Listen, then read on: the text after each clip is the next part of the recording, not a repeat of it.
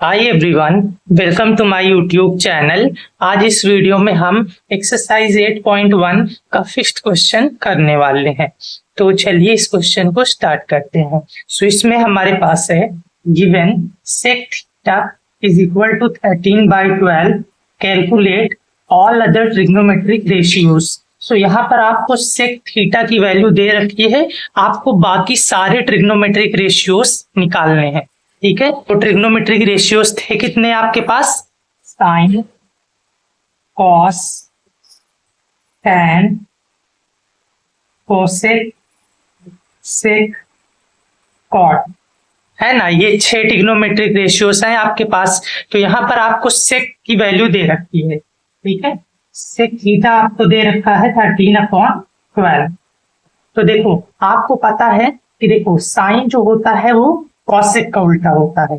ठीक है, और कॉस जो होता है वो सेक का उल्टा होता है, और जो टैन है वो कॉट का उल्टा होता है ना। इस तरीके से होता है। तो कॉस सेक का उल्टा है, या फिर हम ये बोल सकते हैं कि सेक जो है वो कॉस का उल्टा है ना। तो यहाँ पर देखो आपको सेक थीटा इतना दे रखा है 13/12। तो अगर आप कॉस निकालोगे तो क्या होगा? कॉस थीटा क्या हो जाएगा आपका? 12/13, है ना, क्योंकि आपको पता है कॉस सेक का उल्टा होता है, तो इसीलिए 12/13। ठीक है, तो अब हमने देखो सेक निकाल लिया, कॉस सेक हो गया, कॉस हो गया। अब शुरुआत से कर देते हैं, साइन निकाल लेते हैं। अब इसके लिए क्या काम आएंगी? हमारी आइडेंटिटीज काम आएंगी। हमने 3 आइडेंटिटीज पढ़ी थी ना, देखो यहाँ पर आपको दिख रहा होगा। तो सबसे पहली वाली आइडेंटिटी यूज करेंगे, जो क्या होता है? Sign square theta plus cos square theta equal होता है 1 के। तो देखो साइन निकालना है, this is sine square theta plus, तो कॉस थीटा आपको दे रखा है 12/13, इसका क्या कर देना है? स्क्वायर कर देना है। This is equal to 1। आप देखो साइन स्क्वायर थीटा प्लस 12 का स्क्वायर 144 अपॉन में 13 का square 169, this is equal to 1। ये हो जाएगा sine square theta is equal to 1। इधर ये प्लस हो रहा है, इधर जाके माइनस 144 अपॉन 169, इधर माइनस हो गया।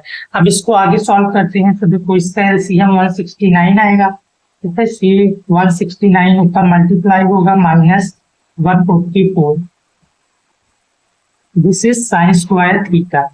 ठीक है, तो अब इसको मैं थोड़ा सा ऊपर कर लेता हूं। ठीक है, तो साइन स्क्वायर थीटा इक्वल होगा 169 में से 144 माइनस करो। देखो 9 में से 4 गया 5, 6 में से 4 गया 2 अपॉन में 169।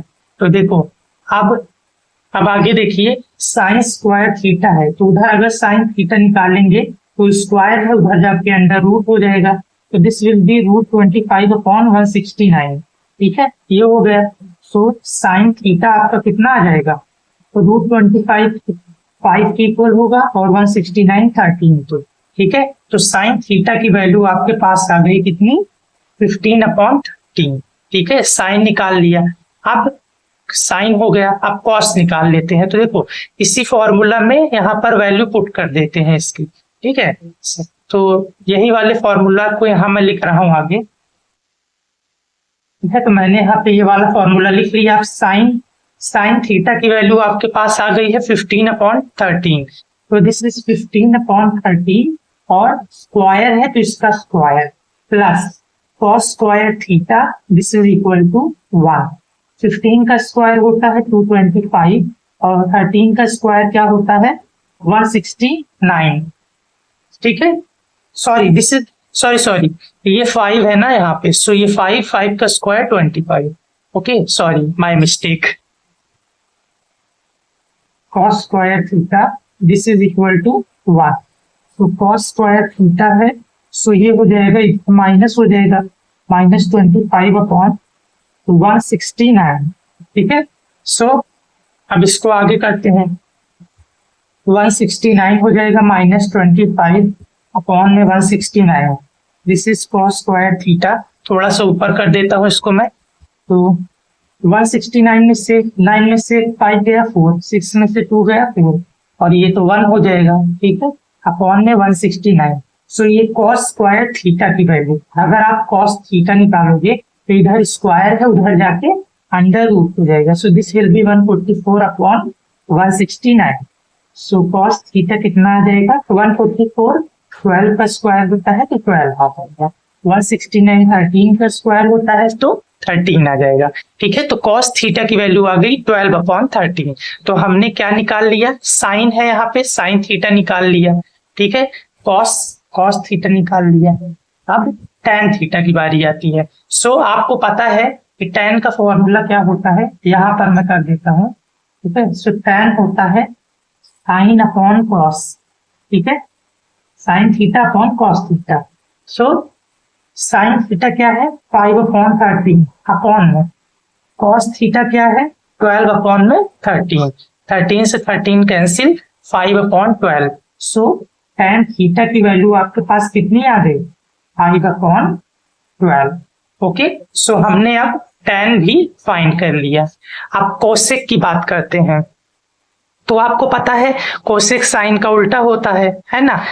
सो साइन थीटा आपको दे रखा है 5 अपॉन 13, तो कॉसेक थीटा क्या हो जाएगा 13 अपॉन 5। कॉसेक सेक आप सेक तो क्वेश्चन में दिया ही था। अब कॉट की बात करते हैं। सो आपको पता है tan का उल्टा कॉट होता है। सो अगर तो tan थीटा दे रखा है आपको 5/12, सो कॉट थीटा क्या हो जाएगा आपका 12/5। सो हमने sine cos tan cosec sec cot सारी वैल्यूज निकाल ली।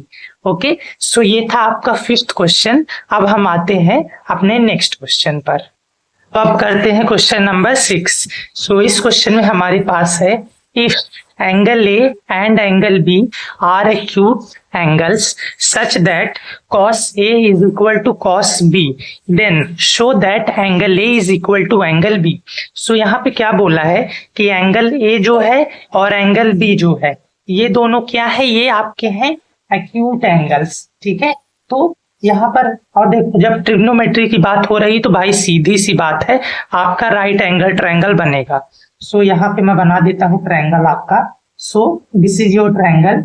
तो एंगल ए और बी एक्यूट है, ये वाला तो 90 डिग्री है, एक्यूट है यानी 90 से छोटे हैं ये दोनों। तो इसको मैंने ए मान लिया, इसको बी मान लिया, ठीक है, और इसको हम सी नाम दे देते हैं। ओके, सो आपको क्या दिया है, कॉस ए इक्वल है कॉस बी के, ठीक है। अब देखो कॉस ए, तो सबसे पहले मैं वही चीज याद दिला देता हूं आपको जो हम हमेशा करते हैं, क्या, पंडित बद्री प्रसाद हर हर बोले सोना चांदी तोले, ठीक है, ये ट्रिक थी याद करने की। तो कॉस की बात हो रही है, दिस इज कॉस, ये क्या होता है बेस अपॉन हाइपोटेन्यूज, ठीक है। तो लेकिन अब आपको एंगल ए के हिसाब से बेस और हाइपोटेन्यूज देखना है ना, क्योंकि मैंने आपको पहले ही बताया है जब आपका एंगल चेंज होता है तो आपका बेस और परपेंडिकुलर ये सब चेंज हो जाती है, ठीक है। तो कॉस ए यानी इस एंगल की बात हो रही है। तो आपको पता है जब हम इस एंगल की बात करेंगे, जब ये वाला एंगल, तो ये एंगल और 90 डिग्री का एंगल जिस साइड पर बन रही है वो साइड क्या हो जाएगी आपकी बेस, ठीक है, ये बेस हो जाएगी। और ये जो बची है दिस इज परपेंडिकुलर और हाइपोटेन्यूज तो वही रहेगी जो 90 डिग्री के सामने वाली होती है, ठीक है।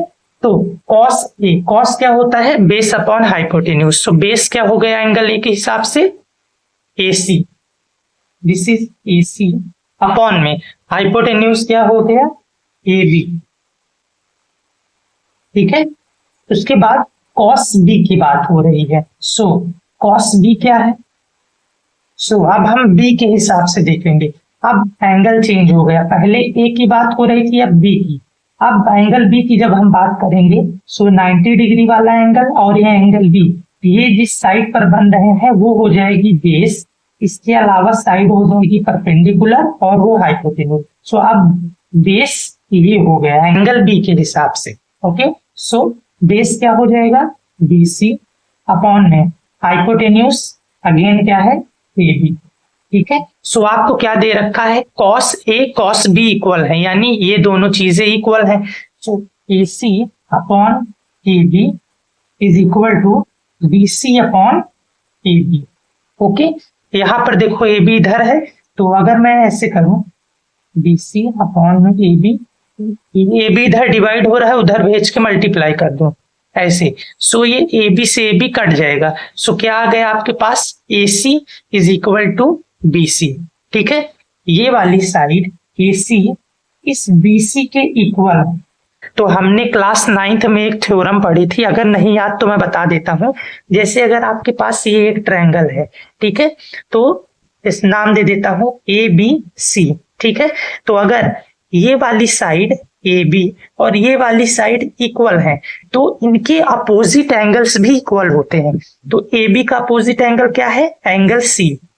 ए सी का अपोजिट एंगल क्या है, एंगल बी। सो ये एंगल बी और एंगल सी भी इक्वल होंगे। ठीक है, तो वही चीज यहाँ पर है, ये साइड इक्वल है, तो इस साइड के सामने कौन सा एंगल है, ये वाला। बीसी के सामने क्या है, angle A. So angle A this is equal to AC के सामने कौन सा एंगल है, angle B. So angle A is equal to angle B. Okay, so ये हो गया हमारा आंसर। ओके, सो ये था आपका 6th क्वेश्चन। अब इसके आगे के क्वेश्चंस को हम अपनी नेक्स्ट वीडियो में कंटिन्यू करेंगे। So thank you for watching this video. Now let's move to the next video.